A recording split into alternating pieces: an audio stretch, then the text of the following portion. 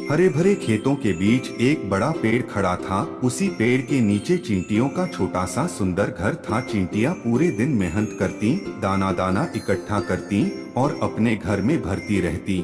दूसरी ओर उसी खेत में एक टिड्डा रहता था। वह आलसी और चालाक था। दिन भर गुनगुनाता, कूदता फांदता और आराम करता, लेकिन एक बुरी आदत उसकी यह थी कि वह दूसरों का खाना चुराकर खाता। इसलिए सब उसे चोर टिड्डा कहकर बुलाते थे। गर्मी का मौसम था। चारों ओर धूप ही धूप थी। चींटियां सुबह से शाम तक अनाज बटोरती। टिड्डा पास की घास पर लेटकर उन्हें देखता और हंसता। पगली चींटियों, इतनी मेहनत क्यों करती हो? अभी तो खाना हर जगह बिखरा पड़ा है। मौज करो, गाओ, नाचो। लेकिन चींटियां उसके शब्दों पर ध्यान नहीं देती। वे जानती थीं कि आने वाला मौसम कठिन होता है। दिन बीतते गए। धीरे धीरे बारिश का मौसम आया। आसमान काला हो गया, बिजली कड़कने लगी और जोरदार बरसात शुरू हो गई। अब खेतों में खाना बिखरा नहीं था, हर जगह पानी भर गया। चींटियां आराम से अपने घर में बैठी थीं। उनके पास दाने का ढेर था, पर टिड्डा, उसका पेट भूख से कराहने लगा।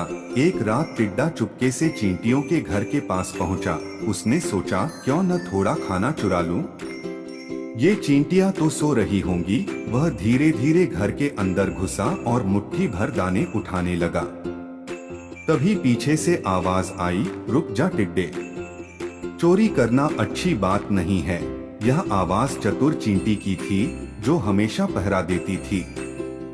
टिड्डा हड़बड़ाकर बोला, ओह माफ करना चींटी बहन, मैं तो बस देखने आया था कि तुम लोग कितनी अच्छी व्यवस्था करती हो। चतुर चींटी मुस्कुराई और बोली, देखने आए थे या चुराने?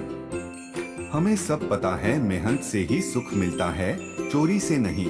लेकिन टिड्डा झूठ मूठ हंसा और बोला, नहीं नहीं, तुम गलत समझ रही हो, मैं बस थोड़ी देर बाद आता हूँ।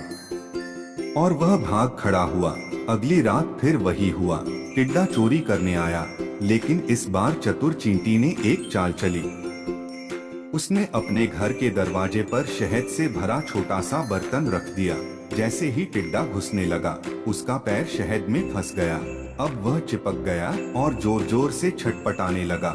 चींटियां बाहर आ गईं और हंसकर बोली, कितना बड़ा चोर है यह, अब देखो अपनी हालत। टिड्डा रोने लगा, मुझे माफ कर दो, मैं बहुत भूखा हूँ। बारिश में मेरे पास खाने को कुछ नहीं है, इसलिए मजबूरी में चोरी करने आया। चतुर चींटी बोली, अगर भूख लगी थी तो मदद मांगते, चोरी क्यों की? मेहनत करने वाले से धोखा करना सबसे बड़ी गलती है। चींटियों ने आपस में सलाह की। कुछ चींटियां बोली, इसे सजा दो ताकि यह फिर चोरी न करे। लेकिन चतुर चींटी ने कहा, नहीं, सजा नहीं, हम इसे एक मौका देंगे। अगर यह मेहनत करने का वादा करे तो इसे खाना देंगे। टिड्डा सिर झुकाकर बोला, हाँ, मैं कसम खाता हूँ कि अब मेहनत करूँगा और चोरी कभी नहीं करूँगा। फिर चींटियों ने उसका पैर छुड़ाया और उसे खाना भी दिया। भूखे टिड्डे की आंखों में आंसू आ गए। उसने दिल से धन्यवाद कहा। बरसात खत्म होने के बाद टिड्डे ने अपना वादा निभाया। वह चींटियों की मदद करने लगा, कभी दाना ढोता, कभी घर की रखवाली करता। धीरे धीरे वह मेहनती और ईमानदार बन गया। अब कोई उसे चोर टिड्डा नहीं कहता था, सब उसे सुधरा हुआ टिड्डा कहते।